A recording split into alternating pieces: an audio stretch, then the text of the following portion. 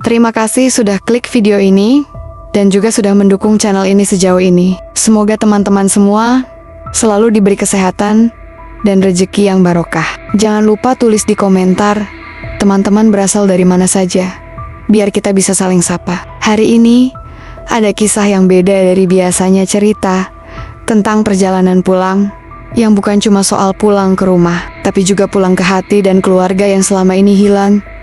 Pernahkah kamu merasa rindu pada tempat yang bahkan belum pernah kamu datangi, atau menemukan saudara di negeri yang sama sekali asing? Jangan lewatkan ceritanya, karena mungkin saja kisah ini akan bikin kamu berpikir ulang tentang arti rumah dan keluarga. Farhan duduk termenung di pinggir asrama TKI di Madrid. Tangannya menggenggam tiket pesawat pulang ke Jakarta 2 hari lagi. Tapi pikirannya penuh tanya. 3 tahun ia habiskan di negeri orang. Jadi buruh serabutan, tidur di kolong rak, makan dari sisa restoran. Semua itu demi satu tujuan. Pulang, membayar utang tanah, membuat ibunya tersenyum, dan kembali jadi anak desa yang membanggakan. Namun sore itu, sebuah telepon mengubah arah. Seorang pria bernama Jose, teman dari Bulusya wanita yang dulu pernah menolongnya, meminta bantuan. Ada pekerjaan darurat, hanya seminggu, gajinya bagus, merawat seseorang di rumah tua. Farhan ragu, tapi kenangan akan kebaikan Bulusya membuatnya tak bisa menolak. Keesokan paginya, ia tiba di rumah besar di pinggiran El Ratero. Pagar besi, taman rapi, pohon delima di samping beranda. Pintu dibuka oleh seorang wanita tua. Dia di lantai 2. Namanya Isabella, katanya. Farhan menaiki tangga spiral dengan hati tak menentu. Saat membuka pintu kamar, ia melihat sosok perempuan muda duduk di kursi roda, membelakangi jendela, rambut coklat panjang tergerai, wajah pucat tanpa senyum, cantik tapi dingin. "Halo, saya Farhan," ucapnya pelan. Tak ada jawaban. Ia mencoba sibuk menyapu, mengganti air, merapikan selimut, tapi tak satu pun kata keluar dari bibir perempuan itu. Malamnya, Farhan kembali ke asrama. Ia menatap tiket pesawat yang masih utuh di dompetnya. 2 hari lagi. Tapi entah mengapa hatinya mulai bertanya, apa benar waktunya sudah pulang? Atau justru cerita barunya baru saja dimulai? Hari kedua dimulai dengan embun tipis di kaca jendela. Farhan tiba lebih pagi, membawa sekotak kecil kue kering dari toko roti dekat stasiun. Ia pikir mungkin sesuatu yang manis bisa mencairkan suasana. Tapi saat ia mengetuk pintu kamar Isabella dan masuk pelan-pelan, gadis itu tetap di tempat yang sama seperti kemarin. Duduk di kursi roda, menatap keluar jendela yang besar, dengan wajah kosong, tanpa reaksi. Ruangan itu wangi lavender, rapi dan tenang. Ada rak buku di sisi kanan, vas bunga kering di sudut, dan selembar lukisan langit biru tergantung di atas tempat tidur. Tapi ada sesuatu yang terasa hampa, seolah semua benda di ruangan itu tidak benar-benar hidup, sama seperti penghuninya. Farhan membersihkan lantai, mengganti air di meja, dan menyapu sisa daun yang terbawa angin dari balkon. Sesekali ia mencuri pandang ke arah Isabella, berharap bisa menangkap gerakan kecil atau sekadar tatapan, tapi tidak ada. Gadis itu tetap diam, hanya jemarinya yang kadang bergerak pelan di atas paha. Ia menghela napas, lalu mendekat dan meletakkan kotak kue di meja kecil di samping kursi roda. "Aku bawa roti. Yang ini isinya coklat. Manisnya pas. Kalau kamu mau coba." Ia berhenti.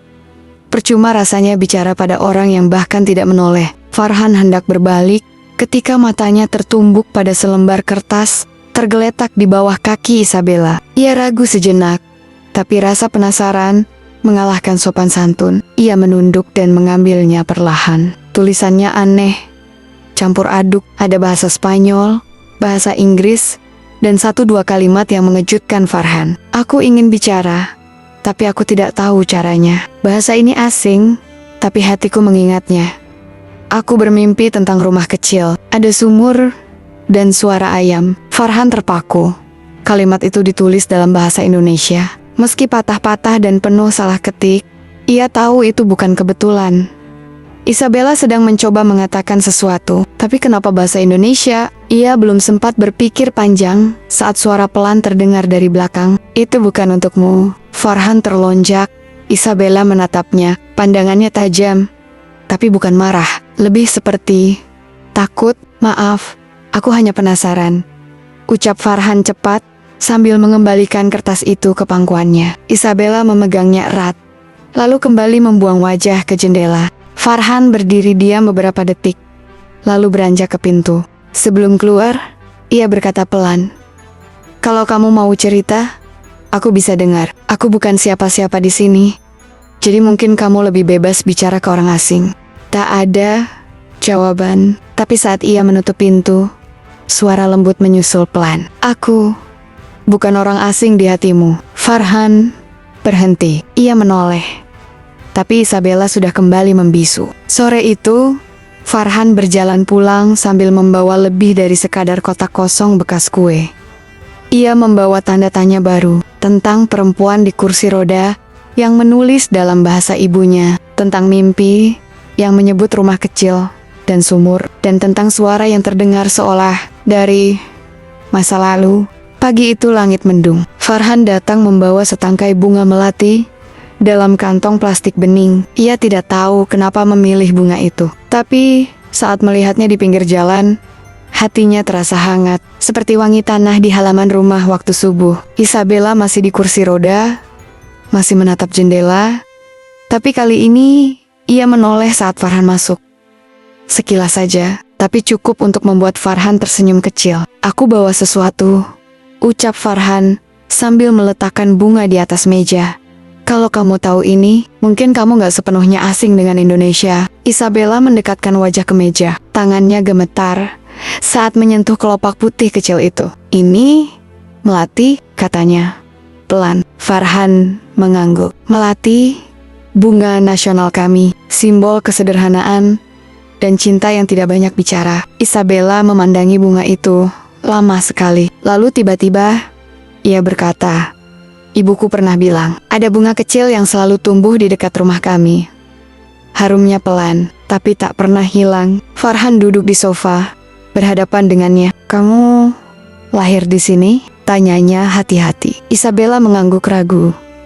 Katanya, "Aku lahir di Spanyol, tapi ibuku sering cerita tentang tempat yang tidak pernah kami kunjungi lagi.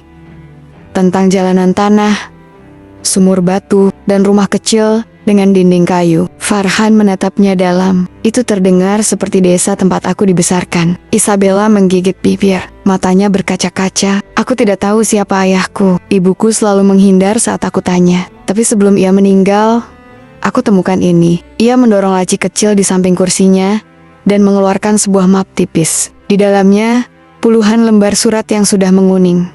Farhan mengambil salah satunya, tulisan tangan yang canggung.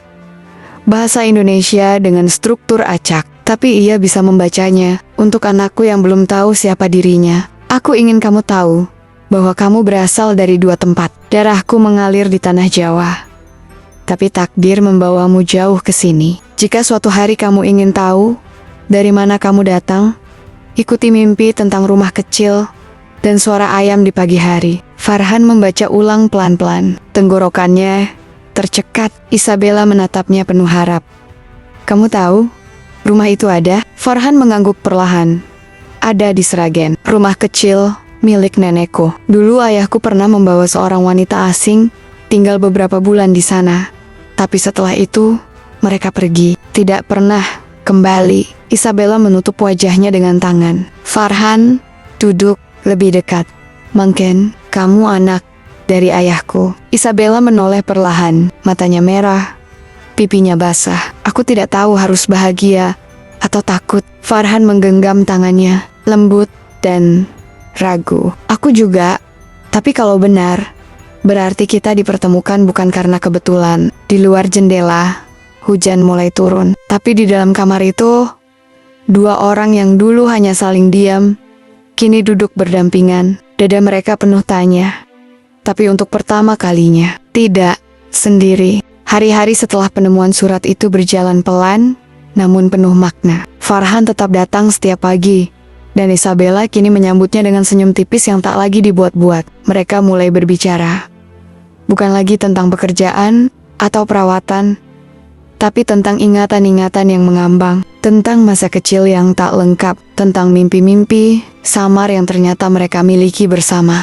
Suatu siang, Farhan membawa foto lama yang ia temukan di kotak kayu peninggalan ayahnya. Foto itu diambil tahun 1999, menampilkan pria berkulit sawo matang, berdiri di samping seorang wanita asing yang menggendong bayi mungil. Mereka berdiri di depan rumah kayu sederhana, dengan papan nama kecil bertuliskan TKI Mandiri, Sragen.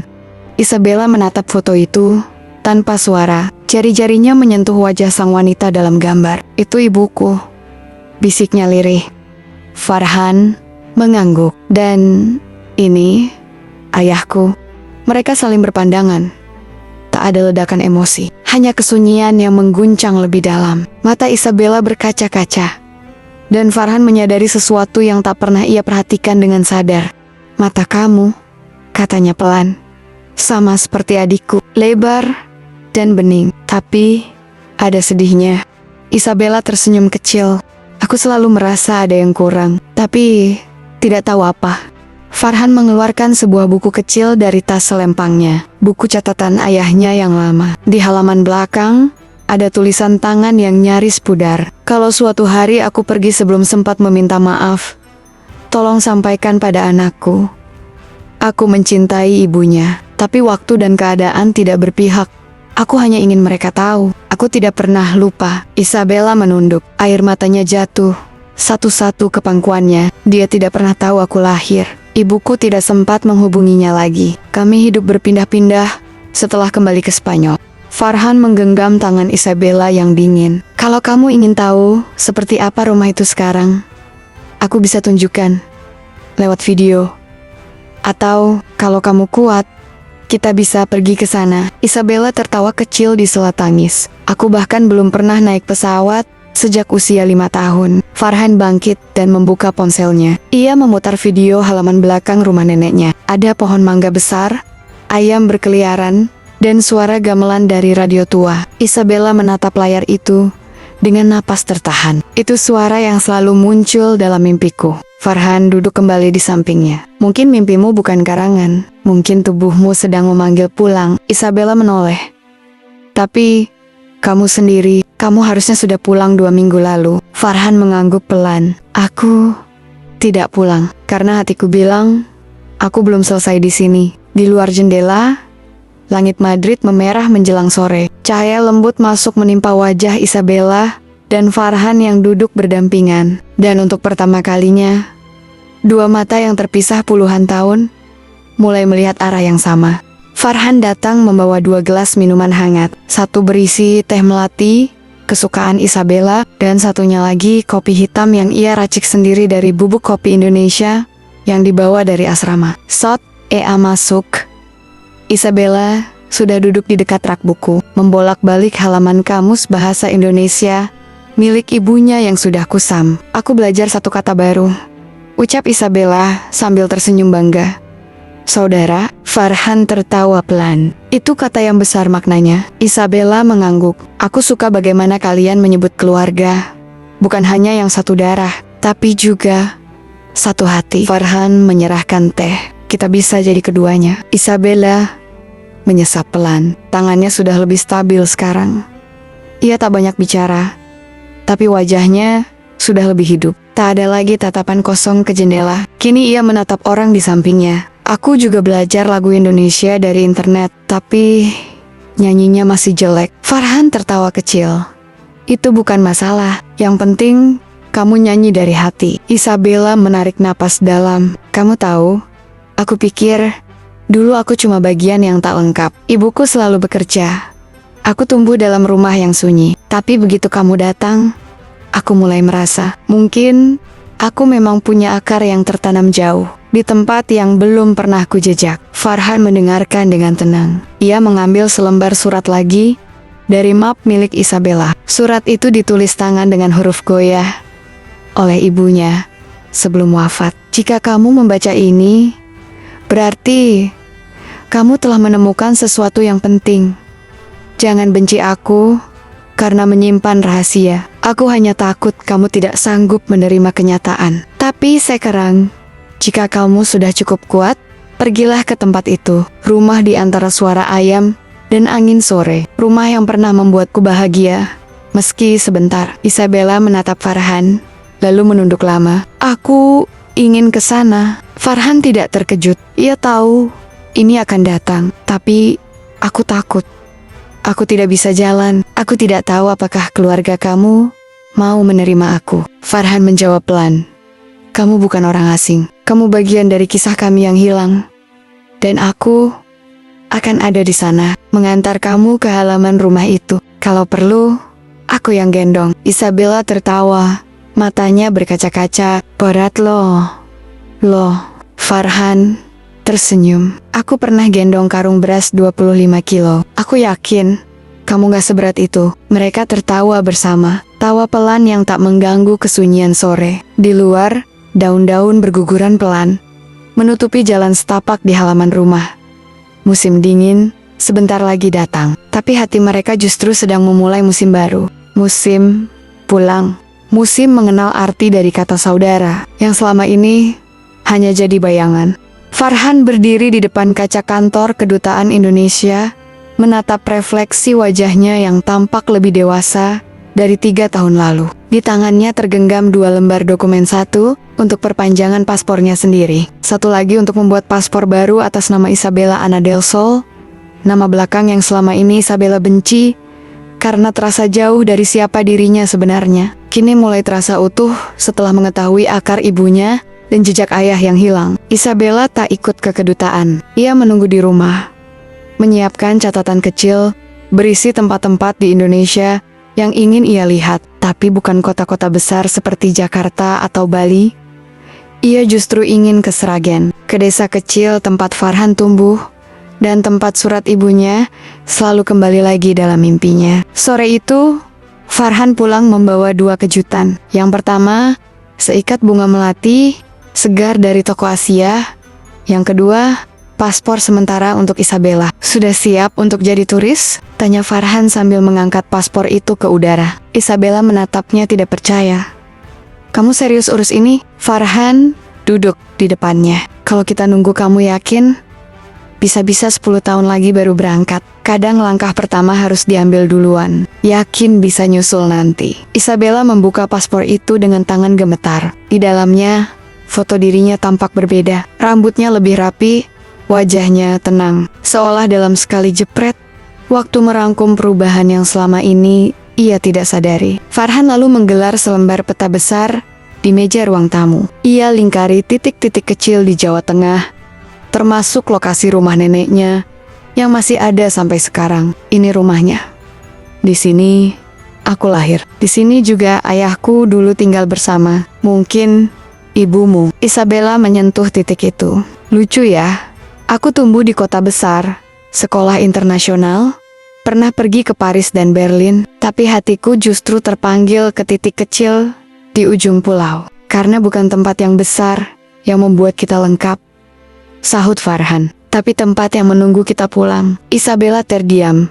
Lalu pelan-pelan ia berkata, kalau aku ke sana, kamu akan tetap di sampingku? Farhan menatapnya lama. Kalau kamu siap hadapi masa lalu, aku akan jadi masa depannya. Malam itu mereka duduk lama di ruang tamu.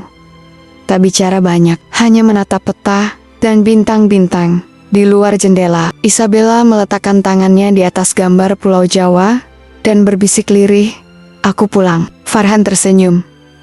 Kamu belum sampai, tapi langkahmu sudah lebih jauh dari siapapun. Dan malam itu, paspor yang dulu hanya jadi dokumen, kini menjadi janji. Janji akan rumah, janji akan pelukan yang tak jadi terjadi waktu itu, tapi akan dilengkapi sekarang. Bandara Barayas ramai pagi itu. Farhan mendorong kursi roda Isabella perlahan-lahan melewati pintu keberangkatan. Mereka berdua memakai pakaian santai tapi rapi. Di tangan Farhan tergenggam 2 tiket pesawat tujuan Jakarta. Hari yang selama ini hanya jadi rencana, akhirnya benar-benar tiba. Namun langkah mereka terasa berat, bukan karena keraguan, tapi karena kenangan. Isabella mengenakan syal batik yang dibeli Farhan dari toko kecil dekat asrama.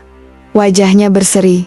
Meski sesekali tampak gugup, matanya tak lepas dari papan jadwal keberangkatan. Ini kali pertama aku pulang ke tempat yang belum pernah ku ingat, katanya pelan. Kamu nggak perlu ingat semuanya, jawab Farhan lembut. Kadang hati lebih tahu jalan pulang daripada kepala. Saat mereka duduk di ruang tunggu, suara pengumuman menggema dari pengeras suara. Penerbangan ke Jakarta jam 11:20 ditunda hingga pemberitahuan selanjutnya karena gangguan teknis. Isabella menoleh cepat ke arah Farhan. Apa ini tanda semesta menunda kita lagi? Farhan tertawa kecil. Mungkin semesta cuma ingin kita istirahat dulu. Pulang tetap pulang, hanya saja waktunya kadang gak selalu sesuai rencana. Mereka memutuskan keluar dari ruang tunggu dan duduk di bangku taman kecil dekat pintu keberangkatan. Di sana, suara pesawat yang lalu lalang hanya jadi latar. Farhan mengeluarkan buku kecil dan pena, lalu menyodorkannya ke Isabella. Tulis sesuatu untuk masa depanmu, bukan untuk hari ini, tapi untuk hari ketika kamu benar-benar berdiri di depan rumah itu. Isabella mengambil pena dengan ragu, lalu ia menulis pelan, huruf demi huruf.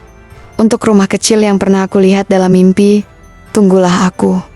Mungkin aku datang dengan roda, bukan kaki, tapi aku membawa hati yang lengkap dan seseorang yang menggandengku tanpa ragu. Farhan membaca tulisan itu dan tersenyum. Kamu gak butuh kaki untuk kembali. Kamu butuh keyakinan dan kamu sudah punya itu. Isabella menatapnya. Farhan, kamu benar-benar meninggalkan semua demi ini? Farhan menatap langit. Awalnya aku pikir aku menunda pula, tapi ternyata aku cuma diarahkan ke jalan yang lebih dalam. Aku gak kehilangan tujuan. Aku baru sadar tujuanku lebih luas dari sekadar pulang ke desa. Sambil duduk bersebelahan, mereka mendengar pengumuman lanjutan penerbangan ditunda hingga esok hari. Farhan memandang jam tangannya, lalu menoleh ke Isabella. Mau pulang ke rumah dulu? Isabella mengangguk. Tapi rumah sekarang bukan tempat tidur di lantai 2 itu lagi. Rumahku sekarang. Di mana kamu ada? Farhan tertawa. Kalau begitu, ayo pulang dulu sebelum kita benar-benar pulang. Dan sore itu mereka kembali naik taksi. Tiket mereka masih berlaku, hanya waktunya bergeser. Tapi tidak ada rasa kecewa, karena pulang bukan soal jam keberangkatan, tapi siapa yang menunggumu saat kamu tiba.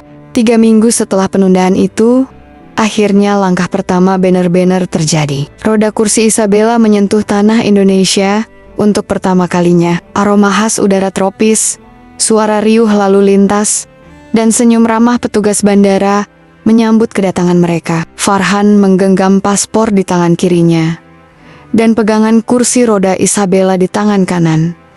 Matanya berbinar, hatinya lebih damai daripada yang pernah ia rasakan. Setelah 1 malam singgah di hotel kecil di Solo, mereka melanjutkan perjalanan darat ke desa di Sragen. Jalanan mulai sempit dan pemandangan berubah jadi sawah dan pepohonan. Isabella memandang keluar jendela mobil sewaan mereka dengan mata berkaca-kaca. Tangannya tak henti menggenggam buku kecil berisi tulisan ibunya, seperti dalam surat. Katanya pelan, jalan tanah, suara ayam, udara yang lembab tapi bersih. Mobil berhenti di depan rumah kayu, sederhana bercat putih. Papan nama kecil tergantung di samping pintu.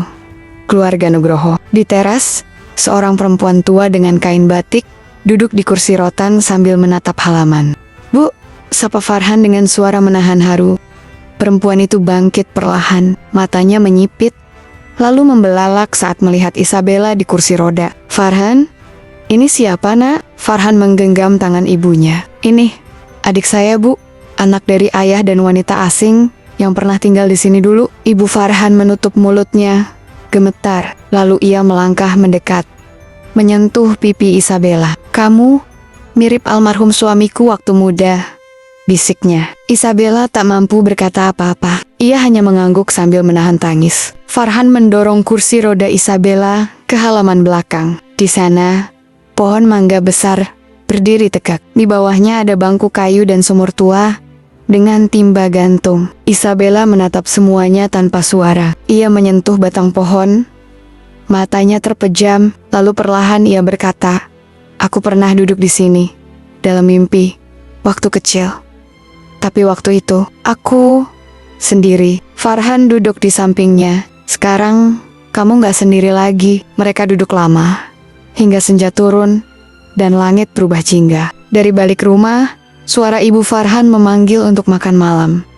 Tapi tak ada yang segera berdiri. Mereka masih tenggelam dalam momen pulang yang sebenarnya. Bukan karena perjalanan panjang, bukan karena tiket pesawat, tapi karena hati mereka akhirnya sampai. Isabella membuka buku kecilnya, menulis kalimat baru. Aku tiba, bukan hanya di tempat, tapi di rasa yang selama ini hanya ku dengar dari cerita. Ini rumahku. Farhan membacanya dan tersenyum. Selamat datang. Di bawah pohon mangga tua itu, dua jiwa yang tumbuh terpisah akhirnya saling mengenali. Tak perlu ikatan darah yang sah atau waktu yang utuh, cukup hati yang saling menerima. Dan hari itu, untuk pertama kalinya sejak duduk di kursi roda, Isabella berkata tanpa ragu, "Aku bahagia." Sudah seminggu Isabella tinggal di rumah keluarga Farhan. Hari-harinya diisi dengan hal-hal sederhana yang tak pernah ia bayangkan bisa membahagiakan. Mendengar Ibu Farhan bercerita tentang masa muda,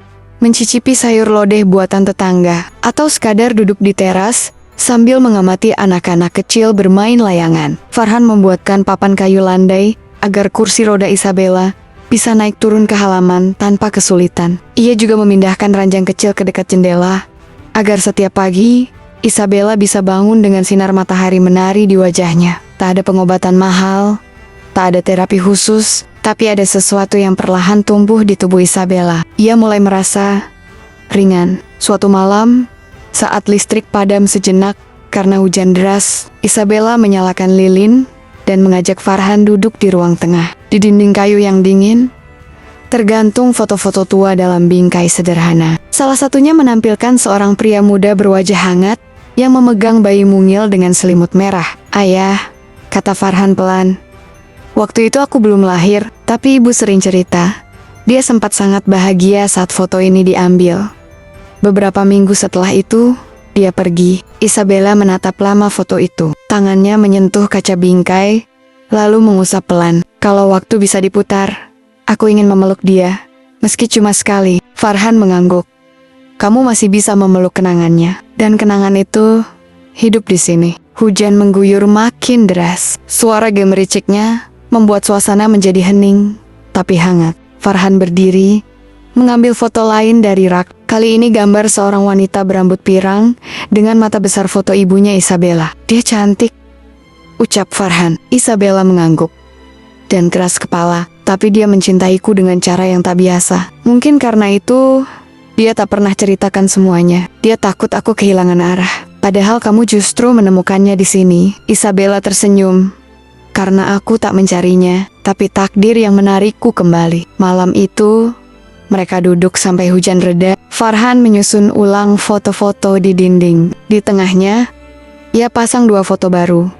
Satu foto Isabella dan ibunya di Spanyol, satu lagi foto Farhan dan ayahnya di desa.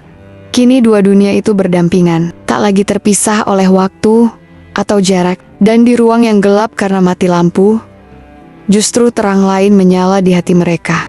Matahari pagi menyusup di antara tirai bambu. Udara desa masih sejuk, meski mentari mulai naik. Farhan duduk di teras, menyiapkan dua gelas teh jahe seperti biasa. Isabella keluar dengan kursi rodanya, mengenakan kebaya tipis berwarna gading yang dipinjamkan oleh Ibu Farhan. Di pipinya ada rona hangat, seperti seseorang yang akhirnya berdamai dengan dirinya sendiri. "Kamu cocok pakai kebaya," puji Farhan. Isabella tersipu. Rasanya seperti pakai pakaian masa lalu yang pernah kutinggalkan. Farhan menyodorkan teh.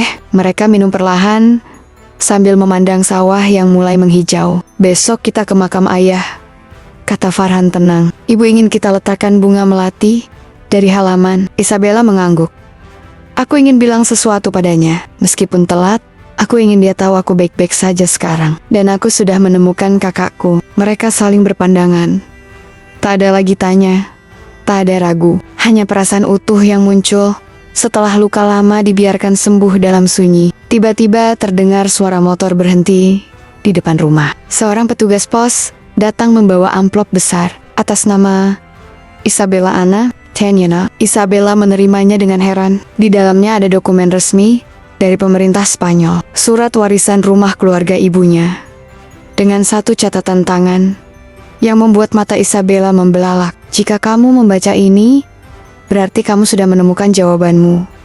Rumah di Madrid boleh jadi tempat kamu dibesarkan, tapi rumah di tanah ayahmu adalah tempat kamu menjadi utuh. Tapi jika kamu ingin kembali suatu hari, rumah ini tetap milikmu. Gunakan dengan cara yang membuatmu bahagia. Isabella menoleh pada Farhan. Artinya, aku bisa bolak-balik. Aku punya 2 rumah sekarang. Farhan tersenyum. Dan 2 tanah air. Isabella memeluk surat itu erat-erat. Aku pulang bukan hanya ke tempat, tapi ke hati. Hatiku tak lagi bingung. Kini aku tahu siapa diriku. Farhan menatap adik tirinya itu penuh bangga. Kamu orang pertama yang pulang tanpa pernah pergi kemanapun. Kamu tinggal menunggu waktunya, dan takdir menjemputmu. Hari itu, Isabella ikut membantu menanam bunga di pekarangan. Bukan dengan kaki, tapi dengan tangan yang sudah lebih kuat dari sebelumnya. Tangannya menggali tanah, menanam melati, dan menyiram dengan air sumur. Farhan berdiri di samping, menggenggam sekop dan mengusap keringat dengan kain kecil. Dan saat senja datang, di bawah pohon mangga yang sama, mereka duduk berdampingan. Tak banyak bicara, tak perlu, karena mereka tahu cerita ini belum benar-benar selesai, tapi halaman pertamanya sudah dibuka dengan utuh. 2 dunia telah menyatu, dan pulang ternyata bukan tentang tempat, tapi tentang siapa yang duduk menunggu ketika kamu datang.